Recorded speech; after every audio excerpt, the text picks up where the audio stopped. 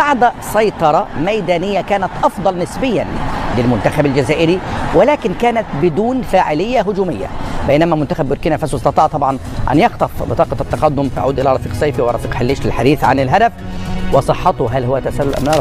السلام عليكم ورحمة الله تعالى وبركاته. خوتي خواتاتي أصدقائي، كنتمنى تكونوا بخير وعلى خير ومخصكم حتى خير. كنتلاقاو في فيديو جديد عاوتاني، فيديو ديال اليوم على المنتخب الجزائري اللي تعادل في الماتش الثاني ديالو على التوالي مع بوركينا فاسو 2-2. بغداد بونجاح اللي كيسجل الهدف القاتل في الدقيقة الأخيرة ولا في الدقائق الأخيرة وكينقذ الجزائر من الهزيمة وكيخلي الحظوظ ديالها كبيرة في العبور إلى الدور القادم. لذلك كانوا بزاف ديال الناس اللي باغيين الجزائر تخسر، ولكن بغداد بونجاح قال لهم انا كاين هنا. وبغداد بونجاح سجل دابا كنظن 3 ديال الاهداف من بين الهدافين ديال هذه البطوله حتى الان، 3 ديال الاهداف، 2 بيوتا اليوم وبيت في الماتش الاول. وشفت بزاف ديال الانتقادات، بزاف ديال الانتقادات من خوتنا الجزائريين لجمال بالماضي لونترينور ديال المنتخب الجزائري، وكذلك النجم الاول رياض محريز. متفق معكم، رياض محريز كان ما دار والو في هذا الماتش حتى الماتش اللي داز، ولكن هذا كثار ما دار فيه والو، خاصه فاش دخلوا اللعابه اللي دخلوا في بلاصتو بحال الناس وعموره. تحرك الماتش وبينوا انهم كيستاهلوا انهم يكونوا رسميين ويلعبوا تيتولير. ولكن ايضا خاصنا نشوفوا الظروف ولي كونديسيون اللي ملعوبه فيه هذا الماتش، لاعبين في 40 درجه ديال الحراره مع 2 ديال النهار، الرطوبه يمكن 90%، يعني شي حاجه اللي هي صعيبه بزاف. لي كونديسيون ماشي ديال اللعب ديال كره القدم، خاصه من اللعابه ديالنا ديال شمال افريقيا واللي محترفين في اوروبا ومتعودين على الاجواء ديال البرد والاجواء معتدله. فصراحه حتى هاد الماتشات ديال 2 ديال النهار ما خصهمش يبقاو يتلعبوا المباريات في هذا الوقت. وشفنا ساديو ماني انتقد الكاف على هاد التوقيت ديال 2 ديال النهار وفي هذيك الحرارات لعب فيها الماتش، شي حاجه اللي هي صعيبه بزاف. وشفنا لعابه الصراحه ديال المنتخب الجزائري اللي دخلوا في الدوزيام ميطون اللي قدموا اداء كبير، خاصه واحد اللاعب اللي عجبني بزاف وباينه فيه غادي يكون مفاجاه ديال هذا الكان اللي هو عموره. لاعب كبير الصراحه، باقي صغير في لاج ولكن مؤهلات وامكانيات كبيره بزاف. ما فهمتش علاش جمال بالماضي هذاك اللاعب كيخليه في البونطوش، ما يمكنش هذاك ما يلعبش. هذاك اللاعب يقدر يصنع الفرق في اي لحظه. صراحه حتى بلايلي كيلعب مزيان خاصه في بروميير ميطون، حتى الماتش اللي داز لعب مزيان في بروميير ميطون. مي في دوزيام ميطون كيعيا وكيخص يتشونجا يدخل لعب واحد اخر في بلاصتو. مي هذاك عموره غيانا ديال والله لاعب كبير. رياض محريز للاسف باقي ما لقاش راسو في هاد الاجواء اللي صعيبه بزاف، ولكن ما نساوش ان رياض محريز واحد من افضل اللعابه في العالم باش نكونوا فاهمين. يمكن لي كونديسيون اللي لعب فيهم حاليا صعيبه، ولكن الا تحط في ظروف واحده اخرى غادي يبان لك رياض واحد اخر. والحظوظ ديال المنتخب الجزائري باقا قائمه بقوه، خاصه وان الماتش الاخر غادي يكون ضد المنتخب الموريتاني، وفي حاله الفوز غادي يكون عنده 5 ديال النقاط وغادي يدوز الثاني. وفاش كيدوزوا المنتخبات الادوار الاقصائيه ابتداء من الويتيام فينال كتولي كره واحده اخرى يلعب واحد اخر. شفنا بزاف ديال المنتخبات اللي من المجموعات دازوا بصعوبه، مي فيما بعد كتلقاهم في الفينال ولا في الدومي فينال ولا كيربحوا الكوب. نعطيكم مثال بالبرتغال في كوب دوروب اللي دازوا احسن تروازيام وفي الاخر خداو كاس اوروبا في فرنسا لفرنسا. فيعني ان الحظوظ ديال المنتخبات لا زالت قائمه جميعا، كاع المنتخبات باقي عندهم الحظوظ باش يدوزوا. المنتخبات العربيه، المنتخب الجزائري يربح الماتش الاخر غادي يدوز، المنتخب ديالنا المنتخب المغربي الى ربح غدا غادي يدير 6 بوين، يعني صافي غادي يتكاليفا. المنتخب التونسي اللي عنده القضيه صعيبه شويه، الماتش الاول اللي خسروا، الماتش هذا غادي يكون مع مالي اللي غادي تلعب كنظن غادي يكون ملعوب حاليا فاش غادي نحط هذا الفيديو اللي غادي يكون صعيب بزاف. مالي منتخب قوي.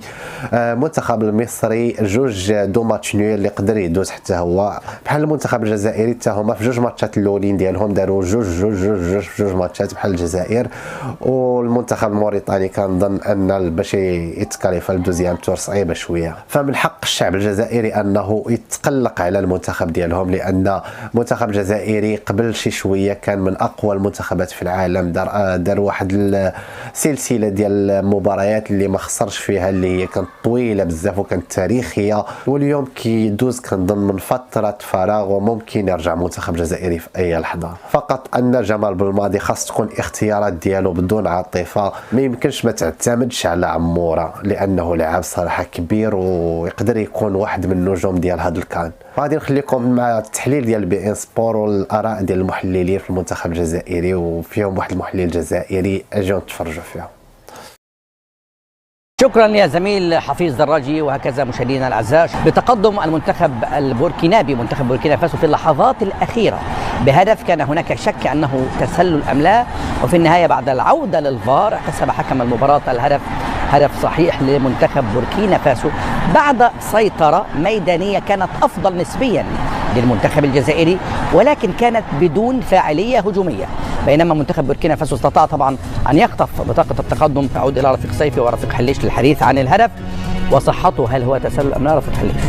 هدف صراحه احمد في توقيت صعب جدا، وقت قاتل مع نهايه الشوط، كان افضل لو دخلوا على نتيجه صحه الهدف قانونيا، لكن صحه الهدف اتوقع انه صحيح، لانه رجل اللاعب من الجهه اليمنى ما قدرتش نعرف من بالذات، لكن رجله خلاها للخلف وتحسب على اخر نقطه. نظن انه حسب لقطات الفار والخطوط اللي محطوطه الهدف صحيح، جاء من الجهه اليسرى صراحه. طيب التوازن او الانسجام بين بن سبعيني وعيسى مندي في هذه اللقطه، من يتحمل من دفاع المنتخب الجزائري هذا الهدف؟ الهدف يتحمله المجموعه كلها، المنظومه كلها الدفاعيه. اولا عدم الضغط على حامل الكره اللي اعطاه الفرصه انه يرفع الكره، من بعدها كره في العمق، عدم تتبع اللاعب المدافع بن سبعيني وأيت نوري، لأنه اللاعب كان في وسطهم، يمكن عدم التكلم مع بعض هي اللي خلاه انه اللاعب ينفرد لوحده، لانه اللاعب كان في ظهر بن سبعيني وامام أيت نوري. يعني اللاعب كان ذكي مهاجم، استغل العمق والثغره بين المدافعين، طلب الكره راسيه محكمه حتى الحارس ما كانش ينتظرها. صعب على الحارس، صعب جدا، صعب على الحارس، لكن قريب وجات يسأل عنها بن سبعيني وعيسى مندي بنسبة كبيرة. أنا نقول بن سبعيني أيت نوري، لأنه اللاعب راح بين اثنين، يعني عدم التكلم بين المدافعين خلاها انه ينفرد لوحده، واصلا الكره انه لا يتم رفع الكره بهذه السهوله بدون ضغط على حامل الكره. تمام. إذا تقدم بهدف دون مقابل لمنتخب بوركينا فاسو من هذه طبعا اللقطة التي أمامنا في اللحظات الأخيرة. طبعا بوركينا فاسو لم يعني يظهر الشكل الهجومي المطلوب، كان بيلعب بحذر شديد أمام المنتخب الجزائري، ولكن هي كرة واحدة فقط بين طبعا آيات نوري وبن سبعيني، وسجل طبعا المنتخب البوركينابي هدف المقدمة عن طريق كوناتي. طبعا أذهب إلى رفيق صيفي للحديث عن تقييمه لأداء المنتخب الجزائري للنواحي الهجومية تحديدا، ثم نعود الى النواحي الدفاعيه. النواحي الهجوميه سيطره ميدانيه كانت نسبيا اكثر للمنتخب الجزائري، لكنها كانت سيطره تفتقد للقوه في انهاء الهجمات. لا، السيطره كانت موجوده، الاستحواذ على الكره كان موجود، الفرص كانت موجوده، ولكن هذا اللي تكلمنا عليه قبل الاستوديو. يعني قبل الاستوديو كنا نتكلم على النجاعه الهجوميه، كنا نتكلم على التركيز، تضييع عده فرص في المباريات الاخيره، ولكن بدايتنا كانت جيده خاصه.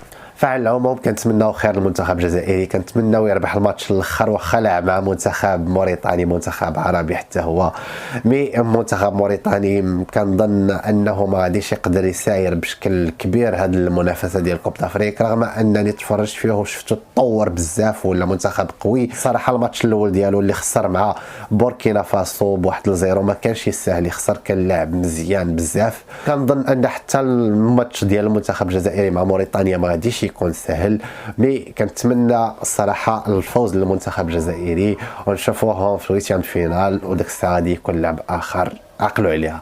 خوتي كنتمنى يعجبكم الفيديو، كنتمنى تدعموني وتشتركوا في القناه وتفعلوا زر الجرس باش تكونوا دائما جديد، والسلام عليكم ورحمه الله تعالى وبركاته.